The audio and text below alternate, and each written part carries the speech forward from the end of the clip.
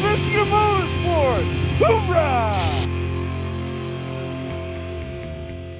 What's up, everyone, and welcome to West Michigan Motorsports. Today is July 1st, 2024, after Trike Fest, and man, I had such a blast. I mean, it was from my second year. It outbeat the first year and the biggest event they've ever had.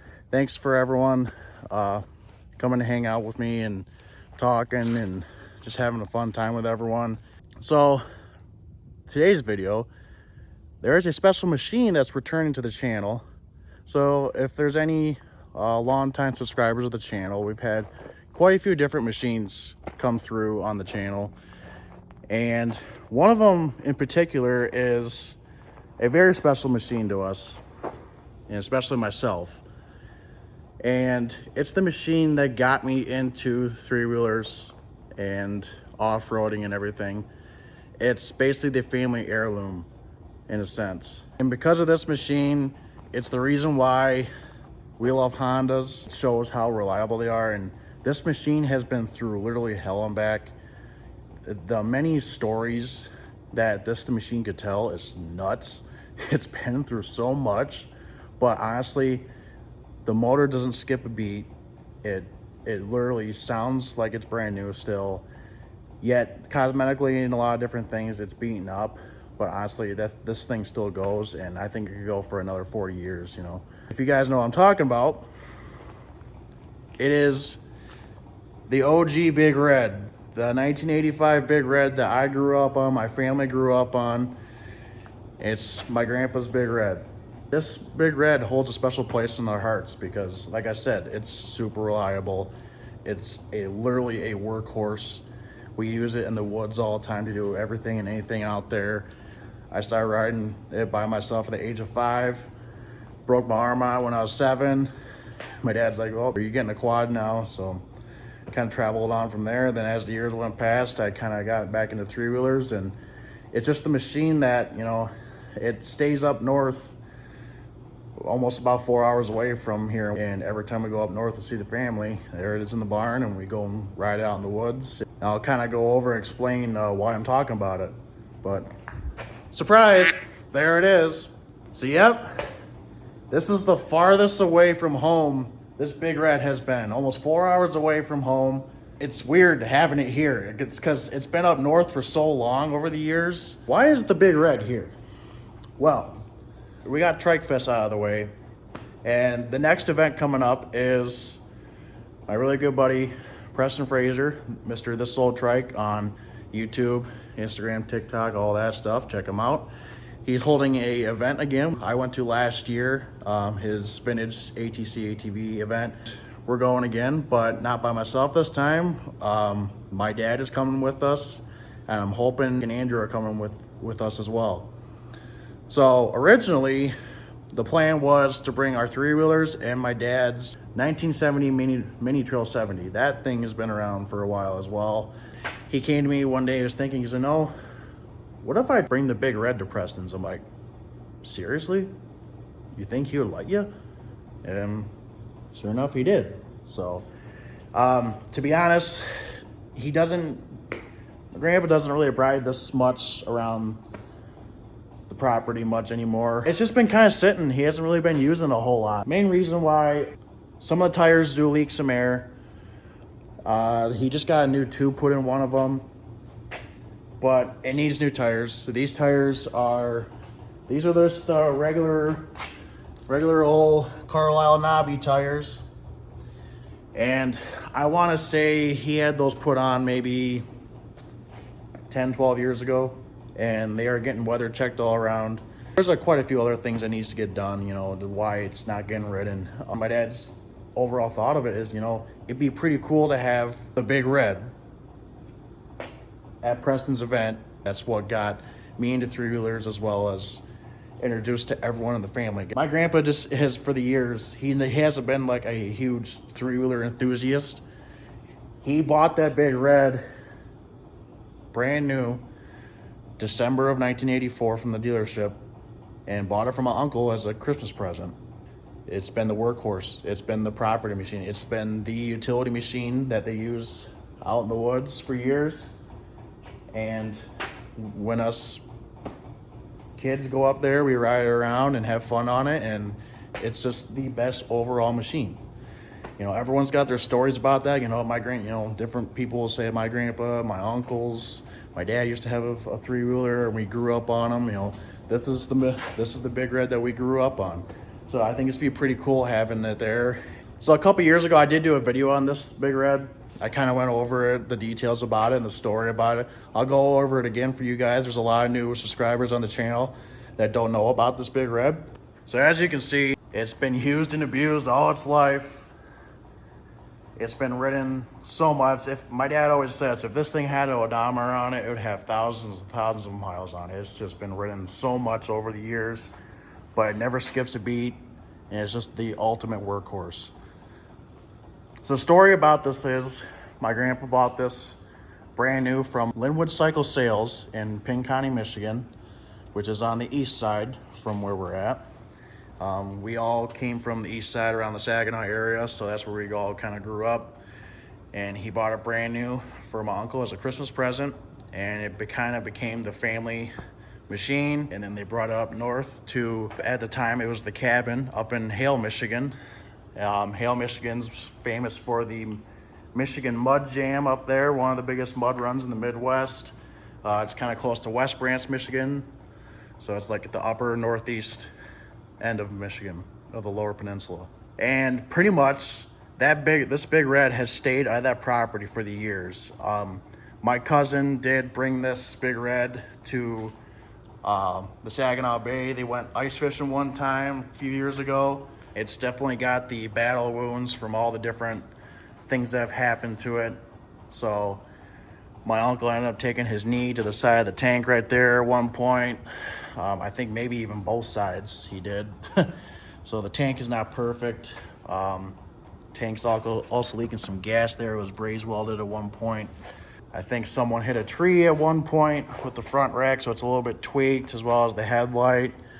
The handlebars are nowhere near perfect. When I was 7 years old, I was crossing the road and hit the back of a car. I tilted it sideways and I broke my arm.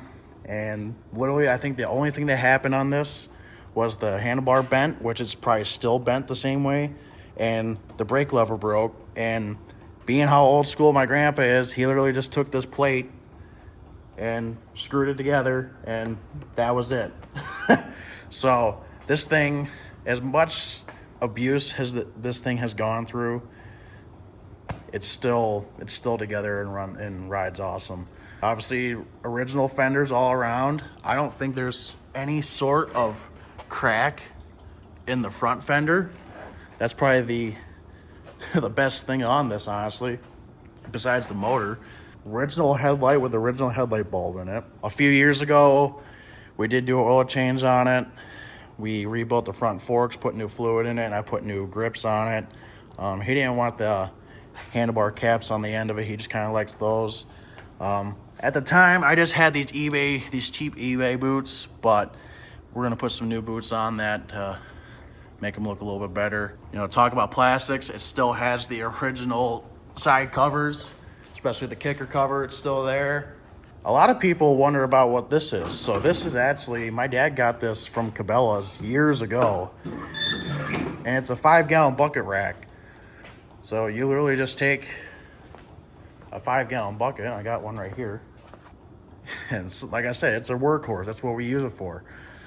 So a lot of people have like gun racks and stuff on it. Well, our Big Red's got the 5-gallon bucket holder. Of course, like every single 250 ES Big Red, it's missing the fender trim pieces and have no idea where those are. A couple years ago, we did replace the starter. Ended up going bad. So because we are taking it to Preston's event, it's kind of like he's gonna have a few like kind of like race event kind of things, and it's basically kind of like a show. You bring your nice machines or your machines and show them off and whatnot.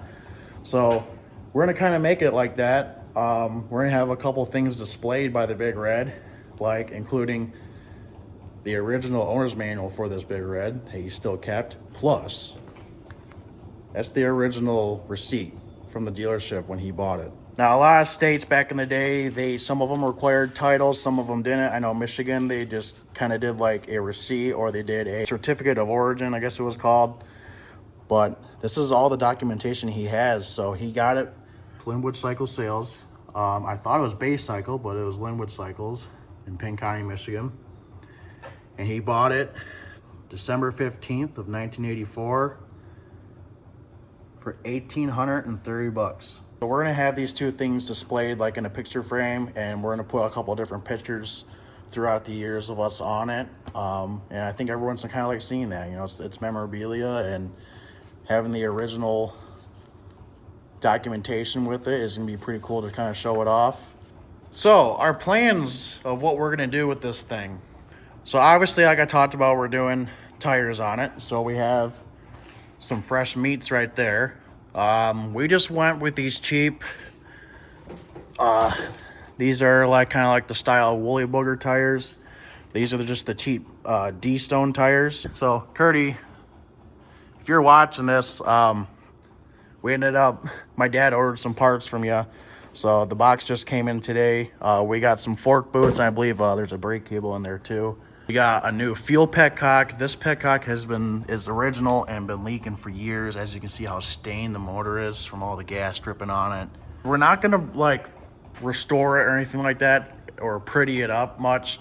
Just gonna do what it needs maintenance wise. So we're gonna do an oil change on it. We're gonna change out the rear diff fluid. We have new brake shoes and brake cables to put on it. This tank is nowhere near pretty on the outside, but on the inside, I don't know. Do you see a speck of rust? Because I sure don't. That's what a tank will look like. Let me look at the cap too.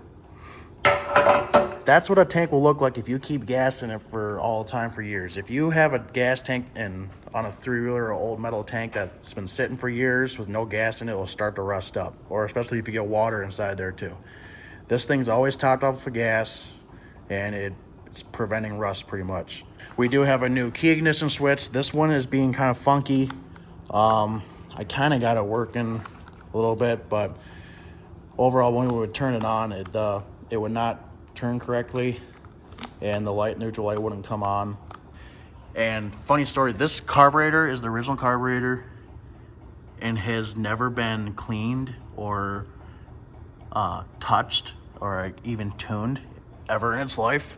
I think maybe at one point he messed with the choke on it, because obviously, if everyone knows, these 85 Big Reds are known to have a cold start issue, and as well as the choke slide does not like to stay in place.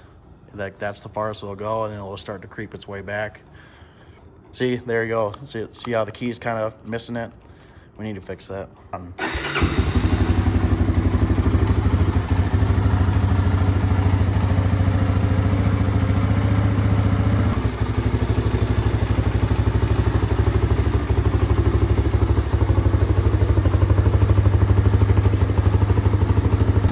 the lights on. Like I said, original headlight bulb. And so I'll kind of give a little update in this video about the 350X. Kind of explain, there's not much carnage that happened after beating on this thing. Literally, you know, we did the herc and jerk. I did a couple burnouts on it.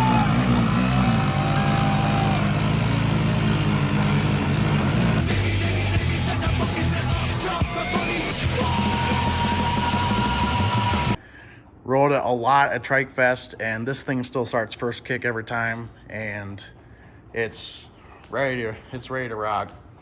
Currently, I'm working on putting a new brake reservoir on there. I got one from Mike Palmgren at Vintage Motorsports Restorations.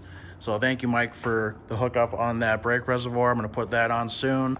This is the biggest issue that I have. Well, there's two issues down here. So I lost a bolt in the rear skid plate, so I got to put a new bolt in there. And this is the other issue. Hear that clunking? If you can't see it on camera, the axle is loose inside the carrier. Yeah, so I was kind of looking it over, and I did notice that lock nut is loose. So my guess is during some point riding it, it got loose and it's probably not tightened up inside the carrier. You thought wrong, dude. So that's the plan right now. So from here on, I'll be doing a few little videos of the progress of getting the Big Red and the 350X ready for the event coming up. All right, so we're in the power washing stage, and guarantee this thing's never been power washed in its life. There is just mud and dirt just caked on everything. Gave the 350 a bath as well. But just doing the top of the rear fenders was just, I had to get the nozzle up to it without damaging anything or taking stickers off. Bruce, your decal is holding on great. Blue Line Graphics, check them out, one of our sponsors. Just getting like, not even dirt, but like oil stains and stuff. Trying to stay away from the tank a little bit so I don't take the original decals off. I'm gonna have to take some engine degreaser to this to try to get all the stuff baked on the top of the motor that's been there for years. It's kind of a before and after. So that rear fender looked like this one. That's before, and that's after. Something I love about these 250 Big Reds is the kickstand for the rear fenders. Genius idea of what Honda did for these, is because other models you got to unbolt racks and fenders to take them off to clean them, whereas this one swivels up and put the nice little kickstand up to hold her up to clean it and maintenance it. It's freaking genius, Honda. Good thinking. And in case you guys were wondering, instead of like engine degreaser or anything, WD-40 works as well, getting grime and stuff off of motors and cases and whatnot. I actually did that on my 350X. It works better if the motor's dry and you spray the WD-40 on so it kind of lets it eat. It doesn't get washed away, it helps. I'm still gonna kind of spray around it and let it sit. All right, she's all squeaky clean. That WD-40 and engine degreaser stuff worked really well. Took a lot of the stains off the motor. I mean, gotta give the power washer credit too, because that took a lot, helped take a lot of it out. Well, there's a lot of stuff on there that's not ever probably gonna come off unless you vapor blast or anything, but we're not going that far with it. 1985, baby.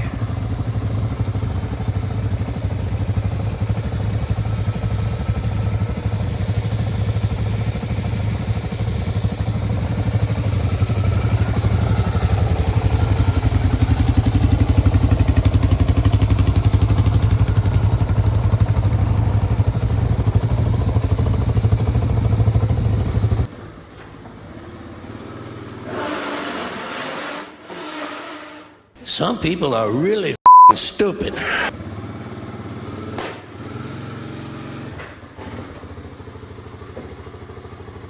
Boom.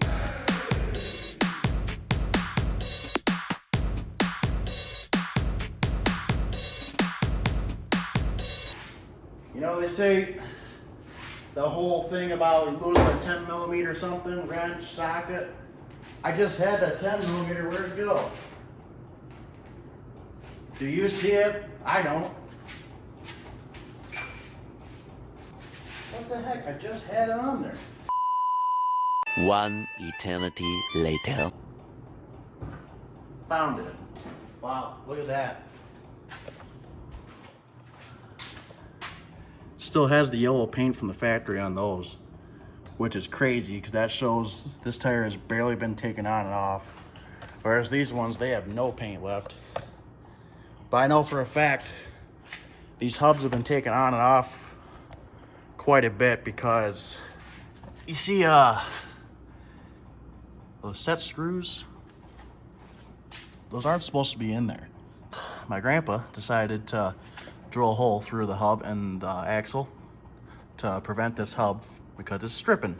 So let's do some investigating and seeing what everything's like. So I am pretty darn certain, yep, these are original brake shoes in the front. Still have some life left to them, but they are pretty much shot. I took this drum off. Definitely seen some better days. Got all that brake dust down there. These are original shoes as well. I put these fork boots on probably 3 years ago. Look at that. Wore through the boots already. And the fork a little bit too. Okay, so here are some of the parts that we have. I already went through some of the brake cables. We have new brake shoes. This is the cable that gets supplied from 223 Cycles, and the Polysport fork boots, reproduction, OEM, look exactly like OEM boots because you cannot get them from Honda anymore. So Curdy sells these on his website, 223cycles.net. Head over there for all these parts if you need them. He also sells air filters as well. We got a Uni one as a spare. There's already a Honda OEM one in there you still can get from Honda, as well as key ignition switch. You still can get this from Honda as well. It costs around 70 to 80 bucks, but it's totally worth it if you need a new key ignition for your Big Red. We got some rubber grommets for the side panels because there's a couple missing. OEM petcock, you still can get this from Honda. Next, I'm going to be doing a little show and tell. So this past weekend, I went to my parents' house and went diving through all hundreds and hundreds of pictures from back in the day to find some pictures of this thing. So because we're taking it to Wheeler Palooza at Preston's, it's kind of like a vintage show / he's got some events, so you bring your machine, show them off.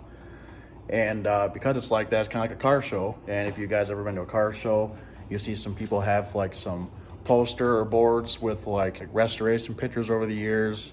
We're gonna do that with the Big Red. I think it's kind of cool. My dad likes it too. So I just got this poster board in from Amazon. We already kind of went over the owner's manual with the original receipts. We're gonna have that inside there. And here's some of the pictures that I found over the years. I had these reprinted off my phone starting from today, as it's basically looking like this. So there it is pictured next to my old 87 Big Red. This was about 3 years ago, where we did the steering stem bearings, rebuilt the forks, put those shitty fork boots on. And there's next to my 87 Big Red as well. This is next to my 84 200M that I had for a short time. So pretty much the same, hasn't changed much over the years.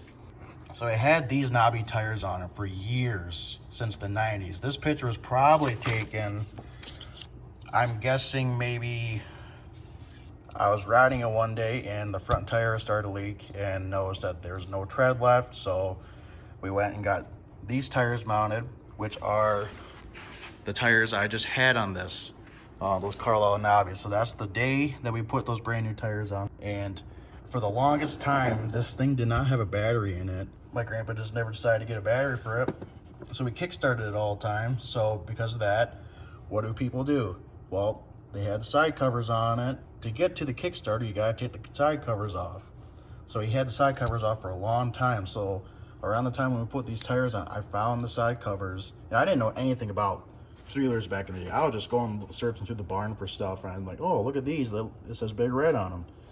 And I was probably around like 13, 14 years old. And I found them when we put them back on, and it looked so much better because for years I just always seen it with no side covers. There's me and my sister on it. There's me and my sister again. There's me and my cousin.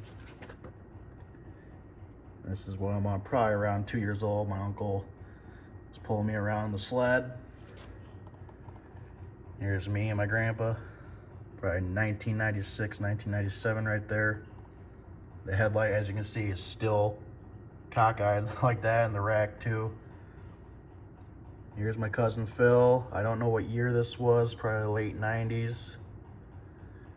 This was early 90s at least. So these two are the, I've never seen these 4 pictures right here in my life until I found them in the pictures. I never knew they existed. These are the oldest to date pictures of the Big Red. And I've asked my grandpa about the original tires that were on it, and he says he barely even remembers having them on for a while. But dated January of 1987, of my uncle and my cousin Phil. And what's that? If you can kind of see in the picture, those are the original Atsu tires on it. But then, if we go to this picture right here, this is the oldest photo that we have of it. February of 1985, and he got this in December of 84. This is the oldest known picture of the Big Red. So there's my mom right there. That's either my uncle or my grandpa. That thing was brand spanking new. They brought it north to ride around the snow. And then around this time, you can kind of see it. There's a ripple in the gas tank right there, which is clearly shown right there, where my uncle decided to take off a motocross jump and took his knee into it. And there's the little chip in the right rear fender, that little chunk missing, which is right there. It's kind of cool history, and probably doesn't mean anything to you guys, but it's really special to us to see these pictures, because I've never in my life seen pictures of this Big Red that new, ever. So stay tuned for part 2 of this video. We're going to be getting more work done on these things, and it's crunch time trying to get things done. It's always trying to get things done right before an event, but I usually luck out and get done pretty decent time. So hey, don't forget to subscribe to our channel. We're at 900 followers as of today, July 14th. Once we hit 1,000 subscribers, we're doing a giveaway. Don't forget to like this video, help us out a little bit. Let's hit 1,000 subscribers. We can do it. I definitely think we can. And don't forget to follow us on all our things as well. Check out all of our sponsors. Appreciate you guys watching our videos and liking what we do. And it's fun. We like doing this stuff for you guys. So much appreciated for myself and all the other guys. We'll see you guys at part 2.